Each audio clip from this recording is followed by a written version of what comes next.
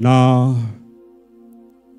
tutajifunza somo nini cha kufanya pale ambapo unakuwa kwenye majaribu. Nini cha kufanya pale ambapo unakuwa kwenye majaribu. Unapita kwenye majaribu na hujui nini cha kufanya. Majaribu yamekuandama na hujui nini cha kufanya. Hujui nini cha kufanya. Hujui nini cha kufanya. Kuna wakati ambao sisi kama wanadamu tunapita kwenye changamoto na unaingia chumbani kwako na hujui hata namna ya kuweza kuomba Mungu aweze kukuelewa. Unapita kwenye changamoto ambayo unaingia kwenye chumba chako hujui hata uweze kujielezea mbele za Bwana ili hata Bwana Yesu akuelewe. Unakosa hata maneno kumwambia Bwana Yesu aweze kukuelewa. Lakini hata machozi yetu pia ni lugha ambayo Mungu anaweza kuelewa. Lakini Mungu pia anajibu zaidi ya kile ambacho tulichokiomba. Mungu pia anajibu zaidi ya kile ambacho tumekiomba. Majaribu kwa mwanadamu ni sehemu ya maisha yake. Majaribu kwa mwanadamu ni sehemu ya maisha yake. Ukisoma katika kitabu cha Wakorintho wa kwanza sura ya 10 na mstari wa 13. Kitabu cha Wakorintho wa kwanza sura ya 10 mstari wa 13. Biblia inasema kwamba jaribu ni la kawaida kwa mwanadamu, ila Mungu ni mwaminifu, asiweze kuruhusu huyu mtu ajaribiwe kupita awezavyo, lakini pia atafanya mlango wa kutokea ili aweze kustahimili. Narudia tena. Neno la Bwana linasema kwamba majaribu ni kawaida kwa mwanadamu, lakini ila Mungu ni mwaminifu, hata ruhusu huyu mtu ajaribiwe kupita awezavyo, lakini anasema atafanya mlango wa kutokea ili mtu huyu aweze kustahimili. Sasa tazama hiki kitu uweze kuelewa. Katika jaribu lolote unalokuwepo, katika jaribu lolote ambalo unapitia, kumbuka mambo haya yafuatayo. Jambo la kwanza, kumbuka kwamba jaribu ni la kawaida kwa kila mwanadamu.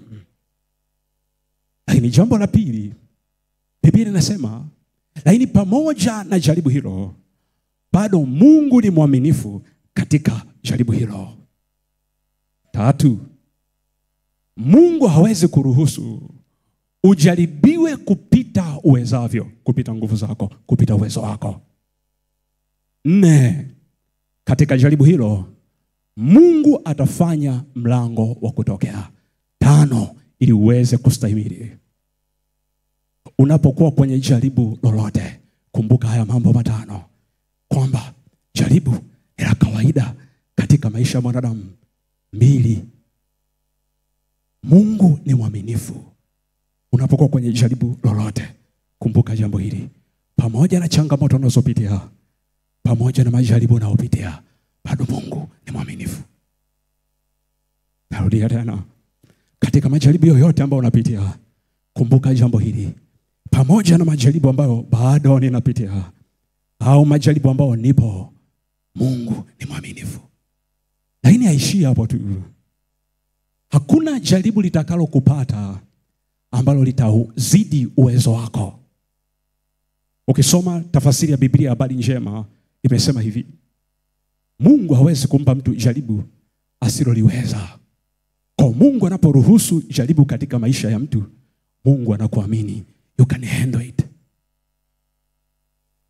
Ngoja nikuonyeshe, tujiulize swali hili kabla tujaja kujibu nini cha kufanya unapopitia kwenye majaribu. Tujiulize swali, majaribu yanatoka wapi? Majaribu yanatoka wapi? Ukisoma kwenye Biblia yako vizuri, utakutana na kitabu kimoja ambacho kinaitwa kitabu cha Ayubu, ambao katika historia ya dunia Hakuna mtu ambaye amewahi kupita kwenye majaribu kama huyu mtu. Ukisoma kuanzia kitabu cha Mwanzo mpaka kitabu cha Ufunuo, hakuna mtu ambaye amewahi kupita kwenye majaribu kama huyu mtu. Sasa tazama hiki kitu. Yale majaribu yalitoka wapi? Ngoja tusome kwenye Biblia katika kitabu cha Ayubu sura ya kwanza. Katika kitabu cha Ayubu sura ya kwanza, kwa nikuonyeshe hiki kitu. Katika kitabu cha Ayubu sura ya kwanza, tanzia mstari wa 6.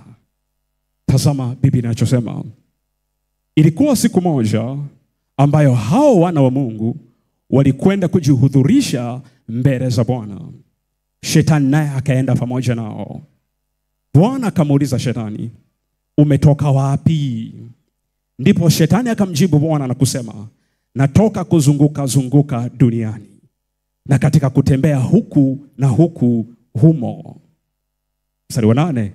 Kisha Bwana akamuuliza Shetani, je, umemwangalia huyo mtumishi wangu Ayubu? Kwa kuwa hapana mmoja aliye kama yeye duniani.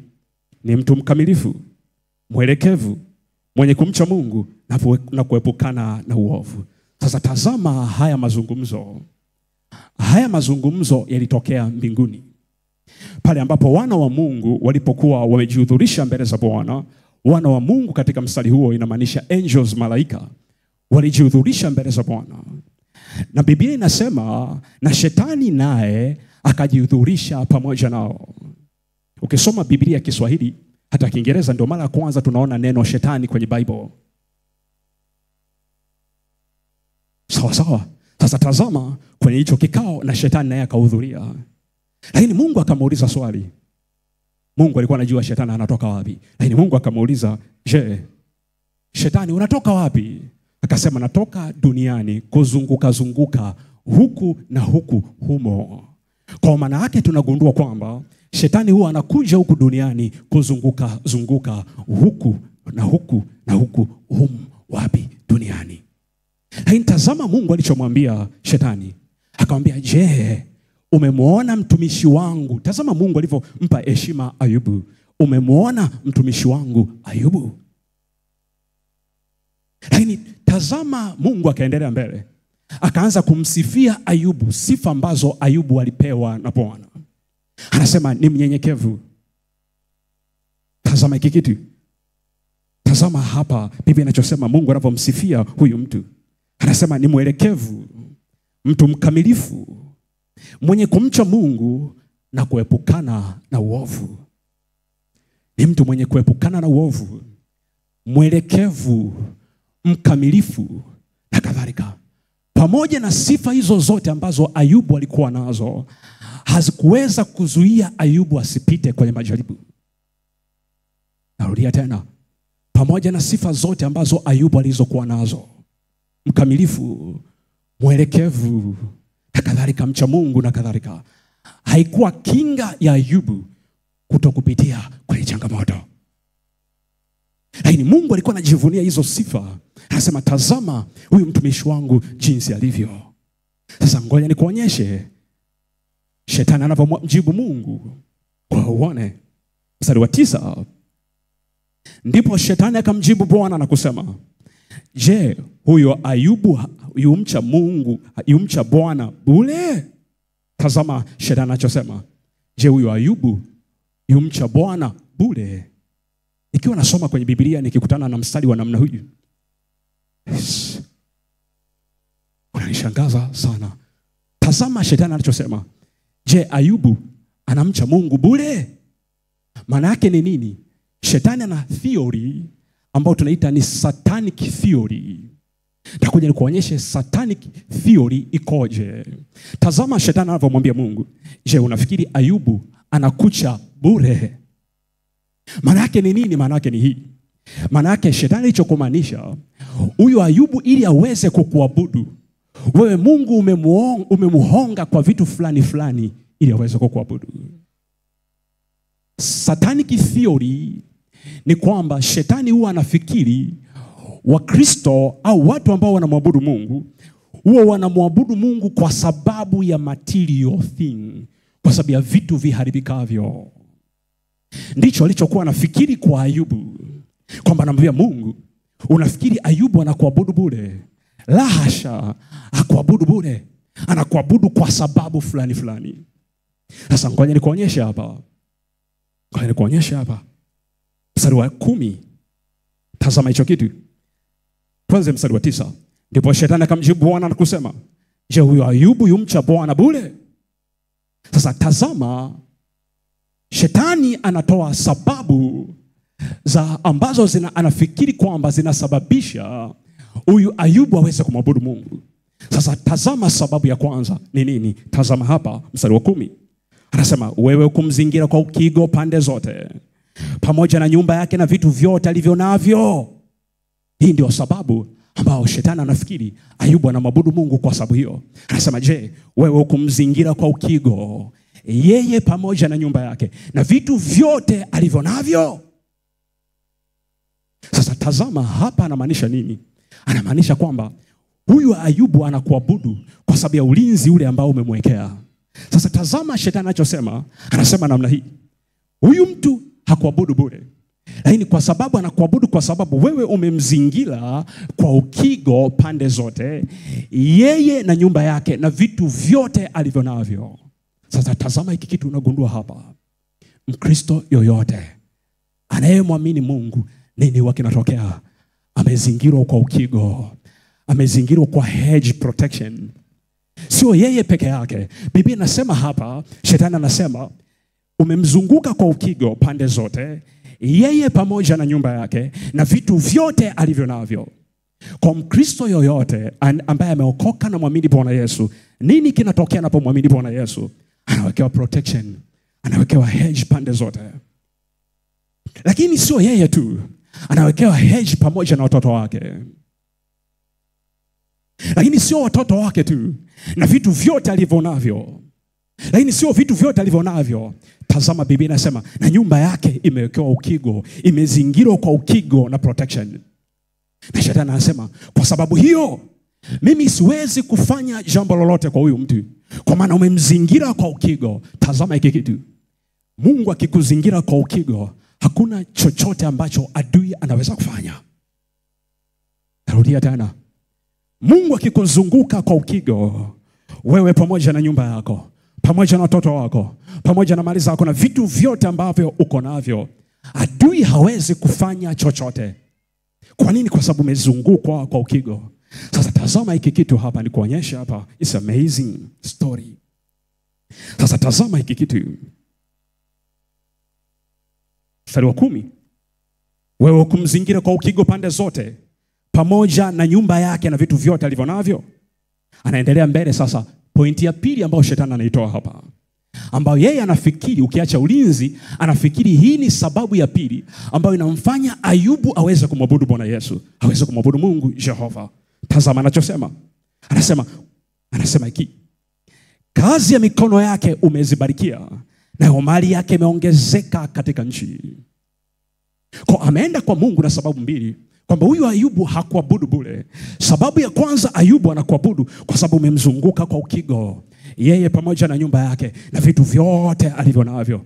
Lakini sababu ya pili, huyu Ayubu anakuabudu kwa sababu mali zake zimeongezeka sana. Haina anaendelea kusema, lakini pia umebariki kazi ya mikono yake. Hiyo ndio sababu huyu Ayubu anakuabudu. Maana yake ni nini? Mungu ukiondoa hivi vitu vyote, huyu Ayubu hawezi kukuabudu, kwa sababu anakuabudu kwa sababu ya hivi vitu. Hiyo tunaita ni satanic theory, kwamba shetani anafikiri Wakristo wanamwabudu kwa sababu ya vitu. Na vitu hivyo ni vitu viwili, ulinzi na mali. Kwa maana Bwana amebarikia kazi za mikono yake, kwa sababu mali zake zimeongezeka sana katika nchi. Hiyo ndio sababu huyo mtu anakutumikia. Sasa ngoja nikuonyeshe hapa mstari wa 11. Tazama shetani anachomwambia Mungu. Anamwambia, lakini nyoosha mkono wako sasa, uyaguse hayo yote alionayo, naye atakufuru mbele za uso wako. Sasa tazama, shetani hawezi kufanya chochote kwa Ayubu, kwa sababu Ayubu amezungukwa kwa ukigo, kwa protection. Hawezi kufanya chochote. Sasa tazama shetani anachosema. Anamchochea Mungu ili Mungu afanye kitu kwa Ayubu. Ndio maana anamwambia sasa, Mungu, nyosha mkono wako ukayaguse hayo yote ambayo Ayubu yuko nayo. Ukiyagusa ndipo tutakapoona kama huyu Ayubu hata kukufuru. Tunaelewa hicho kitu? Haleluya, haleluya. Tazama shetani anamchoshea Mungu. Anamwambia, nyosha mkono wako ukaguse kila kitu, halafu tuone kama huyu mtu atakuabudu Mungu. Sasa tazama Mungu atafanya nini. Kwa tuangalie hapa. Tazama Mungu atafanya nini. Tazama hicho kitu. Lakini nyosha mkono wako, mstari wa 11.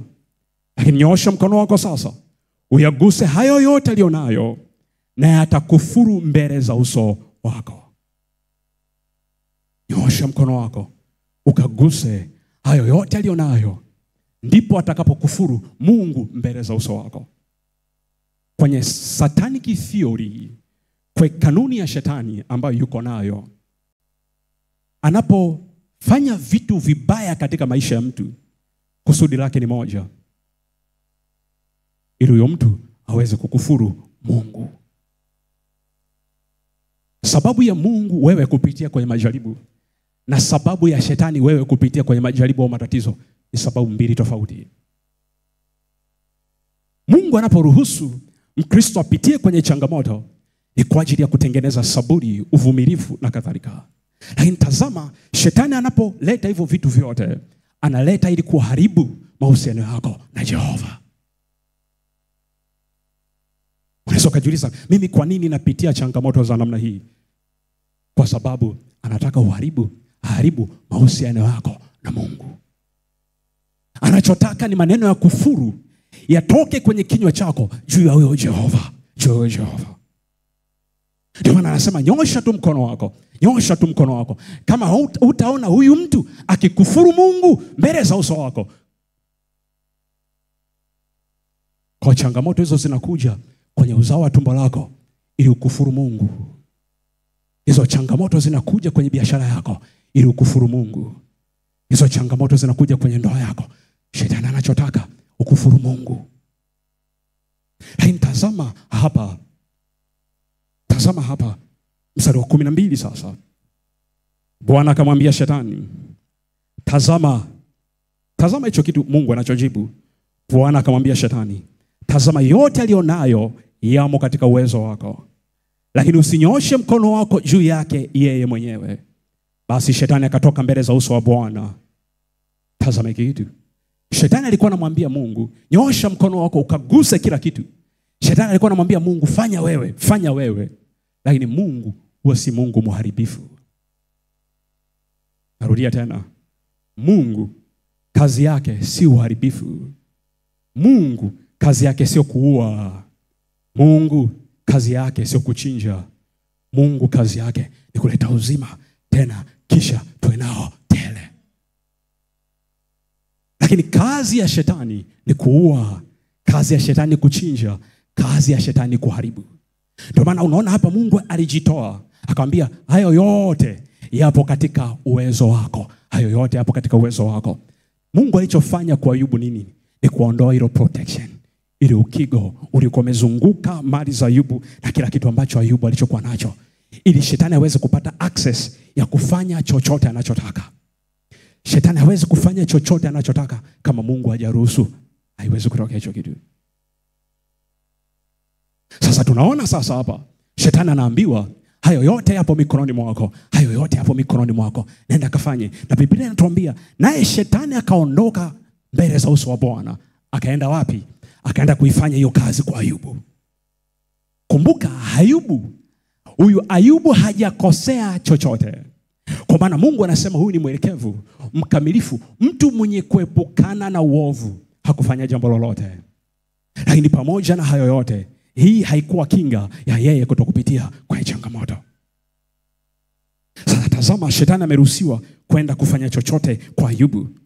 Lakini aliambiwa asinyooshe mkono wake juu ya Ayubu.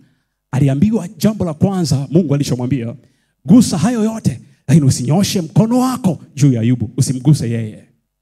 Hiyo ni hatua ya kwanza. Maana yake ni nini? Mungu anaporuhusu jaribu kwa mtu au mtu ajaribiwe, Mungu anaporuhusu huwa anaweka mipaka. Na kwa Ayubu aliweka mipaka. Hatua ya kwanza, usimguse Ayubu mwenyewe. Sasa tazama nini shetani alifanya hapa. Tazama hiki kitu. Mstari wa 13 sasa. Mstari wa 13. Siku moja hao wanawe na binti zake walipokuwa wakila na kunywa divai katika nyumba ya ndugu yao mkubwa, mjumbe akamfikiria Ayubu na kumwambia, hao ng'ombe walikuwa wakilima na punda walikuwa wakilisha karibu nao. Mstari wa 15. Mara Waseba wakawashambulia, wakawachukua wakaenda nao. Naam, wamewaua hao watumishi kwa makali ya upanga. Mimi peke yangu nimepona, mimi tu kukuletea habari. Kazi ya kwanza ambayo shetani alienda kuifanya kwa Ayubu, alituma majambazi wakaenda kwa Ayubu. Cha kwanza walichoenda kushambulia ni mifugo ya Ayubu. Ng'ombe pamoja na punda zake zilikuwa zikilima. Sasa tazama tunajifunza nini kwenye hii story. Kuna wakati ambao unaweza ukavamiwa na majambazi na wezi, ukafikiri ni Mungu yuko kazini. No, sio kazi ya Mungu kutuma majambazi. Kuna mtu yuko mahali fulani amekaa asionekana, amewatuma, ambaye amechola mchoro wote. Usio na mlaumu Mungu kwa kitu usichokijua. Tazama, tunaona hapa shetani anaweza kupeleka majambazi. Tazama hiki kitu. Shetani anaweza akapeleka majambazi kwa mtumishi wa Mungu, wakaibe mali zote alizonazo. Lakini hawakuishia tu kuiba zile mali za Ayubu, zile ng'ombe na punda alizokuwa nazo. Wakaua mpaka watumishi wake wote kwa makali ya upanga. Ni mmoja tu akawa amepona. Na huyo akampelekea Ayubu taarifa. Amen. Tulikuwa tunachunga. Wengine walikuwa wanalima, lakini watu fulani Waseba wametokea na wametuvamia pale. Wameua wale wafanyakazi wote na wamechukua ng'ombe na punda na kadhalika. Mimi peke yangu nimepona. Ni mimi tu nimekuletea habari. Biblia inasema na kipindi huyu mtu anafikiri, kabla hajamaliza hata kuambiwa, akaja mtu mwingine. Kwa hiyo kuonyesha hapa. Ndio maana lazima tujifunze kitu kimoja. Jifunze kuombea hata wale ambao wanafanya kazi chini yako. Unaduka mahali na una watu ambao wako chini yako, jifunze kuombea. Si kuombea tu, omba hata protection. Mungu akapate kuwalinda. Kwa sababu yoyote ambaye anakuwa kwenye himaya yako anakuwa targeted. Vile vita ambavyo uko navyo wewe vinavuta pia vita vya namna hiyo pia hata kwa wale walio chini yako. Sio, unaweza kuelewa hicho kitu? Hallelujah, hallelujah. Hallelujah, hallelujah. Kwa maana ukisoma kwenye Biblia utaona nyumba fulani za wakubwa, unakuta mtoto fulani anapitia changamoto, nyumba nzima inapitia changamoto hiyo. Sio, unaweza kuelewa hicho kitu? Unakuta mtoto mmoja anapitia changamoto, nyumba nzima inapitia changamoto. Mtu mmoja ofisini anakosea na wengine wasio na hatia wanafukuzwa kazi pasipo sababu. Ndio maana Yeremia anasema wengine wamekula zabibu, lakini ganzi tunapata sisi. Sasa tazama hao wafanyakazi wa Ayubu wamekosea kitu gani? Majaribu ya Ayubu yanahusu nini? Ndio maana unaweza kuwa unafanya kazi ofisi fulani na changamoto, vita ya ofisi unapitia wewe wakati haikuhusu.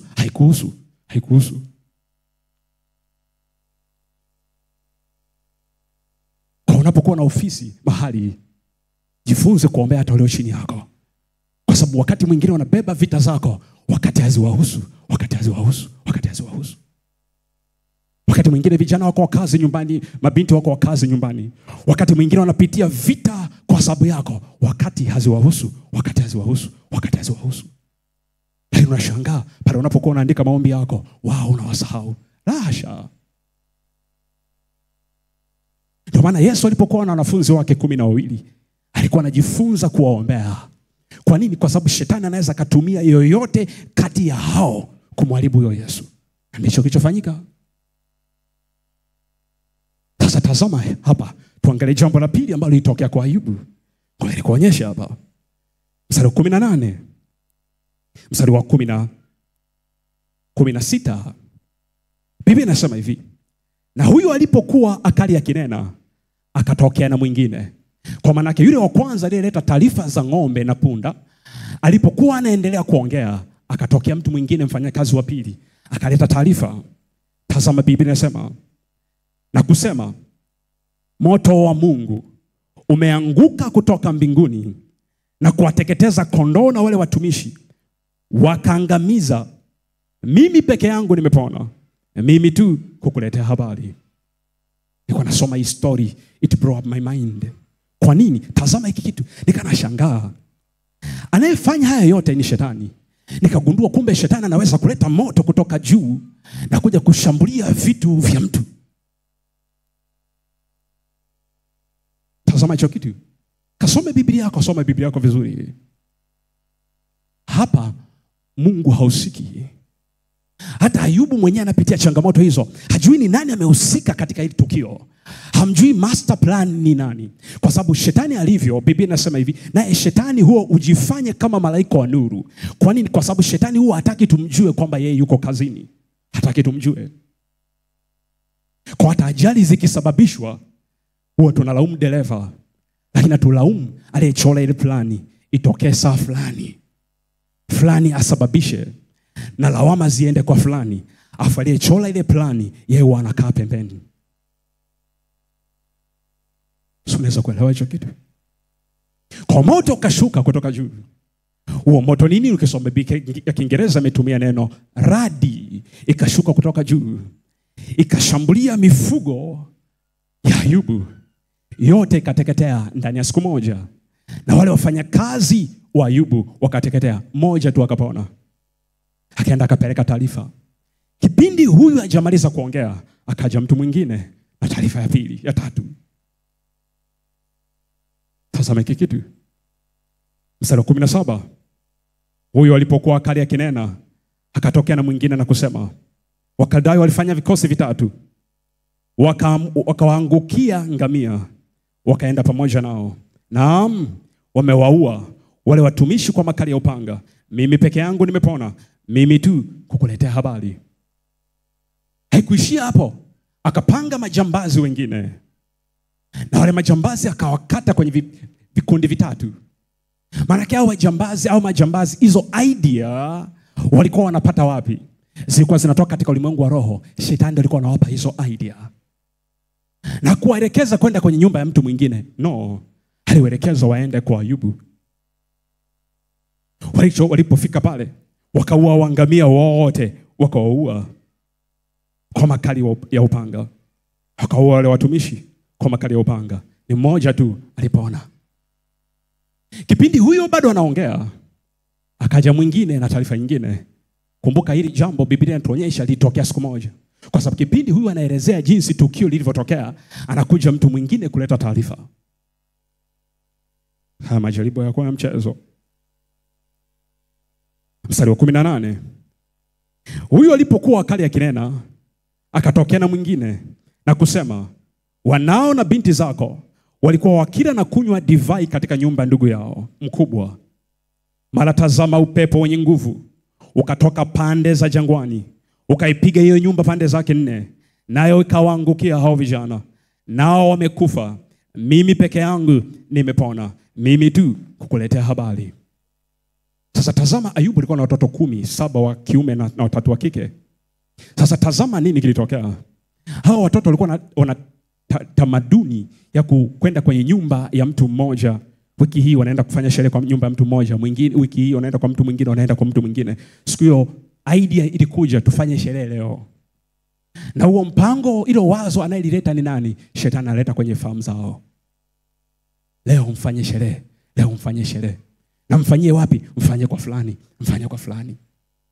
Na huyo shetani akawakusanya wote pale, pasipo kujua, kwa sababu wao wanaenda kwa furaha tu na hawajui ni plani gani ambayo adui ameipanga nyuma yao. Wakaingia wote kwenye ile nyumba, na shetani alihakikisha wote wameingia kwenye ile nyumba, wako ndani wanafurahia. Na ghafla nini kikatokea sasa? Ghafla Biblia inasema na upepo ukavuma kutoka jangwani, ukaenda ukaivamia ile nyumba pande zote, afu kaiangusha, na wote waliokuwemo humo ndani wakafa. Na mmoja tu akapona.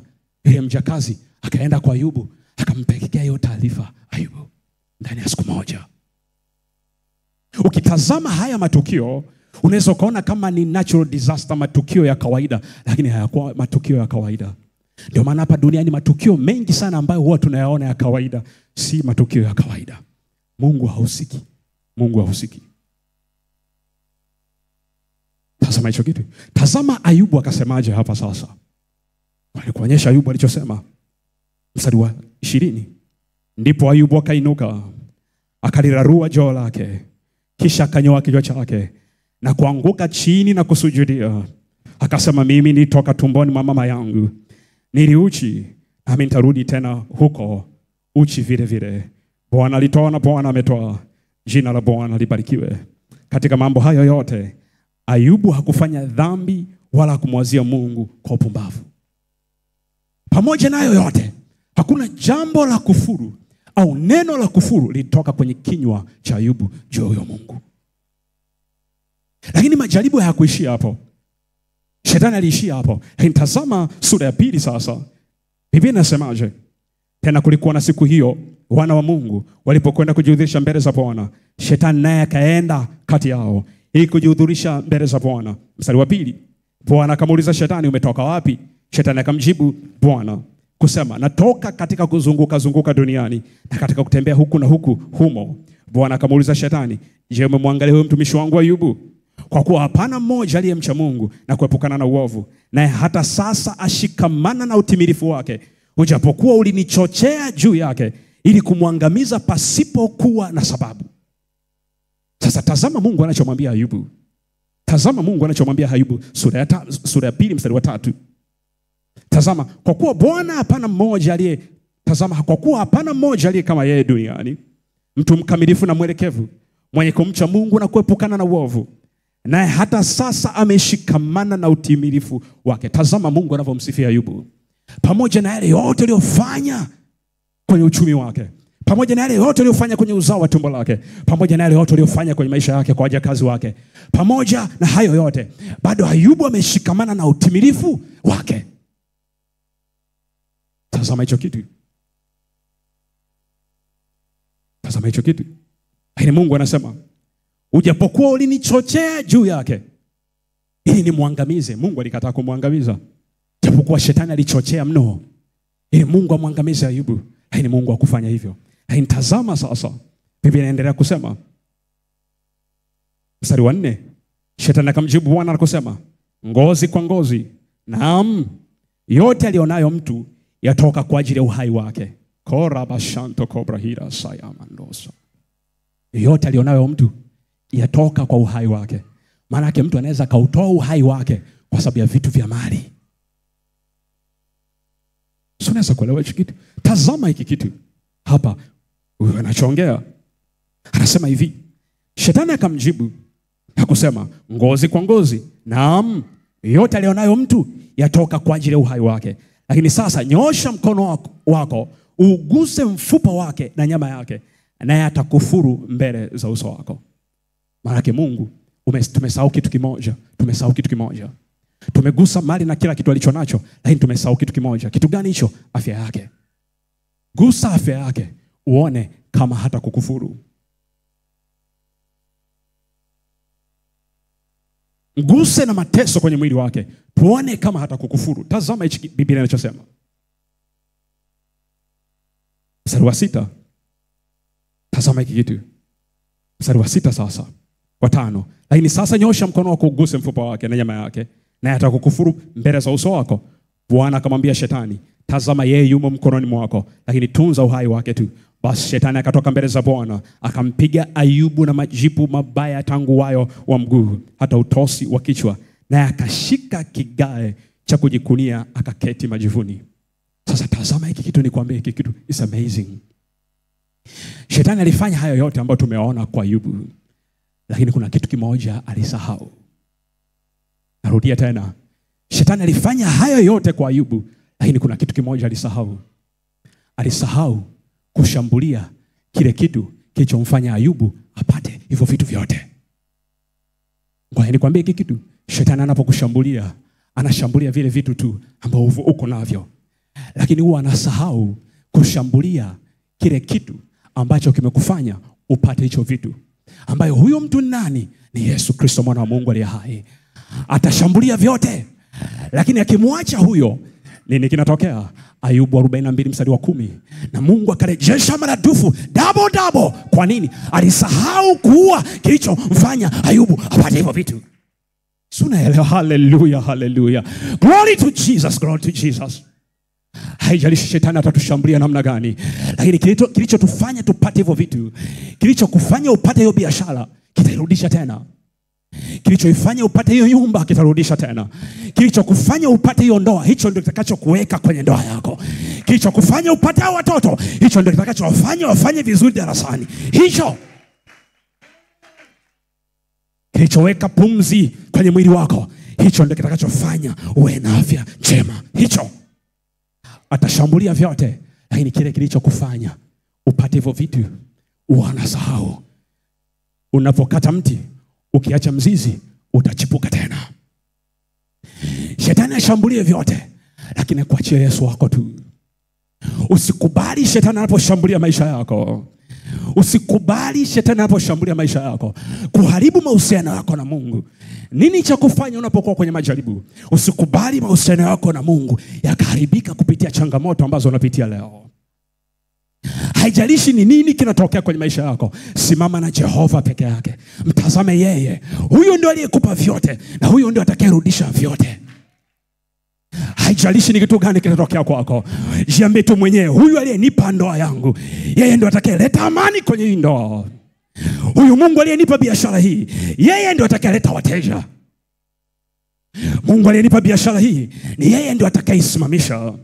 Mungu aliyenipa huduma hii, ni yeye atakayeisimamisha peke yake.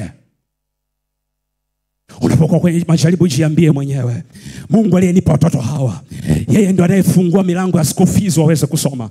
Ni yeye peke yake, hakuna mwingine. Mungu aliyeniweka kwenye ofisi hii, ni yeye ndio atakayenipromote na kunipa kibali mahali hapa. Ni yeye peke yake. Mungu aliyeniweka kwenye nchi hii ya Tanzania, ni yeye peke yake atakayenipa kibali katika nchi hii. Ni yeye peke yake, hakuna mwingine. Haijalishi wanadamu watasimama namna gani, vipi kuharibu maisha yako. Haijalishi ni jeshi gani shetani anaweza kupanga kwenye maisha yako. Wewe simama na Bwana tu peke yake.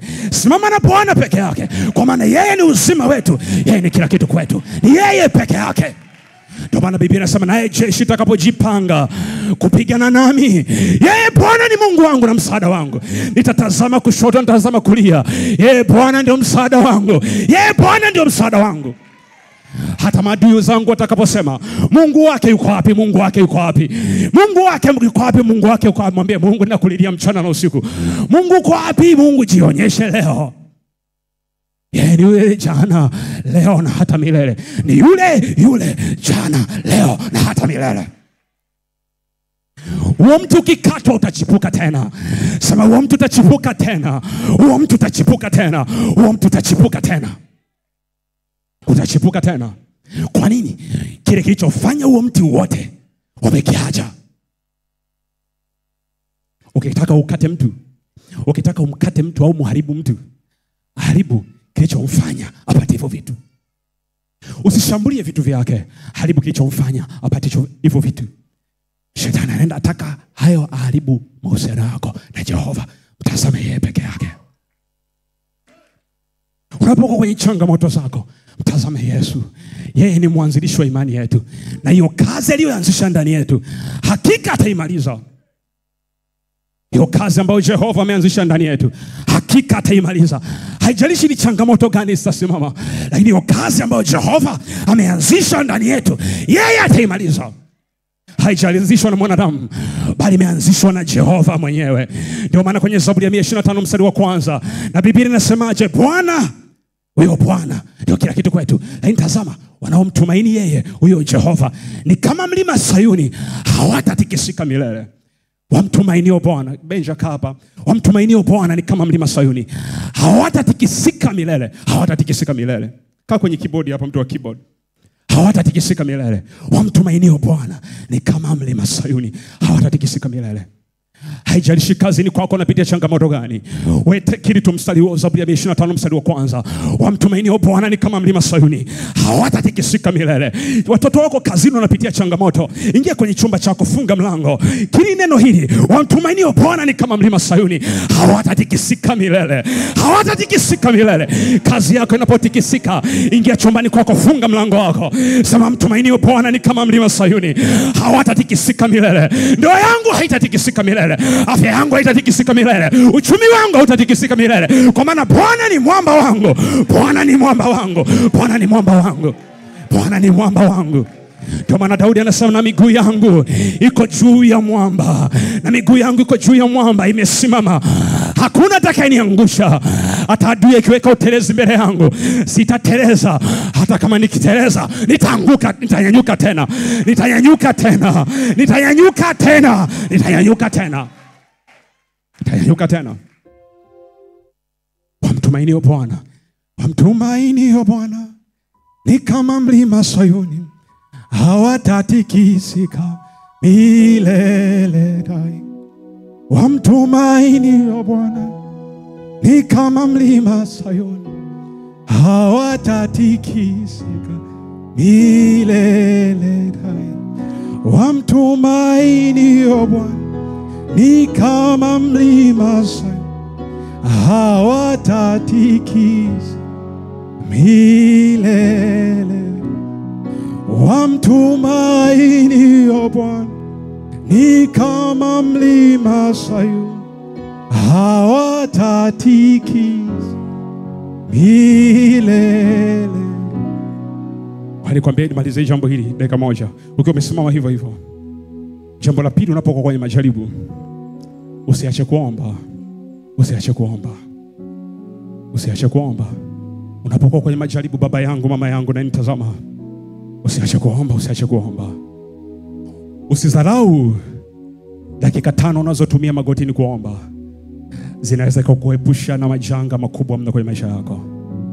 Narudia tena. Usidharau dakika chache ambazo unatumia magotini kuomba. Zinaweza zikakuepusha na majanga makubwa mno kwenye maisha yako. Siku tukio hili linatokea, ambao Kenilampa ameshuhudia. Niko ndani, nimetembea namna hii, nikasikia moyoni mwangu kuna kitu kinaniambia fulani anakufa, fulani anakufa, fulani anakufa. Nichosema kwa Kiingereza, nikasema, oh Lord Jesus, spy maisha ya huyu mtu.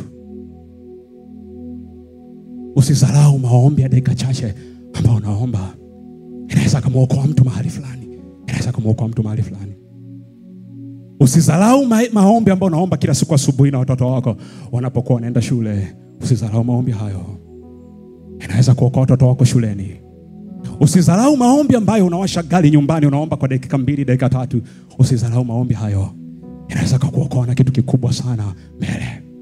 Usidharau maombi ambayo unaomba usiku kabla ya kulala, inaweza kukuepusha na mashambulizi mengi ya adui unapokuwa umelala. Usidharau dakika chache ambazo unatumia mlangoni kwako kabla kuingia kwenye ofisi yako, kabla hujakaa kwenye kiti ofisini kwako, inaweza kukuepusha na majanga mno ofisini kwako. Usidharau dakika chache ambazo unatumia kuomba magotini. Usidharau dakika chache ambazo unatumia kumuomba Jehova. Tunapoenda kuomba sasa, muda tumetukimbia, tutaomba jambo moja. Kwa kitabu cha Zaburi ya 17 mstari wa 8, Daudi anasema, Ee Mungu, unilinde kama mboni ya jicho na unifiche chini ya uvuli wa mbawa zako. Tunapokuwa tunaomba sasa, tutaenda mbele za Bwana kuomba. Tunaomba, Bwana Yesu, naomba unilinde kama mboni ya jicho na unifiche chini ya uvuli wa mbawa zako. Unifiche mimi pamoja na watoto wangu chini ya uvuli wa mbawa zako. Uifiche biashara yangu chini ya uvuli wa mbawa zako. Hata maadui watakaponitafuta usiku na mchana, wakute nimefichwa chini ya uvuli wa mbawa zako. Tuombe sasa. Yesu, unilinde kama mboni ya jicho na unifiche chini ya uvuli wa mbawa zako. Omba namna hiyo. Bwana Yesu, ninaomba unilinde kama mboni ya jicho na unifiche chini ya uvuli wa mbawa zako. Bwana Yesu, ninaomba unilinde kama mboni ya jicho na unifiche chini ya uvuli wa mbawa zako. Bwana Yesu, ninaomba unilinde kama mboni ya jicho, na unifiche chini ya uvuli wa mbawa zako. Uifiche nyumba yangu chini ya uvuli wa mbawa zako. Ficha kazi yangu chini ya uvuli wa mbawa zako. Ficha watoto wangu chini ya uvuli wa mbawa zako. Adui asiwaone. Adui asiwaone. Ifiche kazi yangu chini ya uvuli wa mbawa zako. Adui asiione. Katika jina la Yesu Kristo mwana Mungu aliye hai. Asante Bwana Yesu. Katika jina la Yesu Kristo. Amen. Kwa niombe na mtu ambaye hujaokoka, hujampokea Bwana Yesu kwa Bwana na Mwokozi wa maisha yako. Weka mkono wako kulia. Upo unanitazama nyumbani kwako au unanisikiza kwenye redio yako. Weka mkono wako kulia kwenye moyo wako, tuombe sala hii ya toba. Sema, Bwana Yesu, niko mbele zako. Mimi ni mwenye dhambi. Nimekutenda dhambi wewe peke yako. Yesu, ninaomba unisamehe dhambi zangu zote. Nisamehe Bwana Yesu. Nioshe kwa damu yako. Niwe safi kabisa. Nioshe kwa damu yako. Niwe safi kabisa. Nitakase Bwana. Nitakase Bwana. Nitakase Bwana. Nitakase Bwana. Ninaomba nguvu ya kushinda vishawishi. Ninaomba nguvu ya kushinda majaribu. Ninaomba nguvu ya kuishinda dhambi. Katika jina la Yesu Kristo. Amen. Amina. Mungu akubariki ambaye umempokea Bwana Yesu kwa ni Bwana na Mwokozi wa maisha yako. Amen. Mungu wa mbinguni akubariki sana. Amen. Na unaweza kutuandikia kwenye namba ambayo inapita kwenye screen yako, andika mtumishi nimempokea Bwana Yesu leo. Na sisi tutakutumia mwongozo kadhaa ambao utakao kusaidia katika safari yako kwenda mbinguni. Na unayesikiza kwenye redio sasa, hiyo namba ambayo nakutajia hapo, sema mtumishi nimempokea Bwana Yesu leo. Na sisi tutakutumia mwongozo kadhaa ambao utakao kusaidia katika safari yako kwenda mbinguni. Mungu wa mbinguni akubariki sana.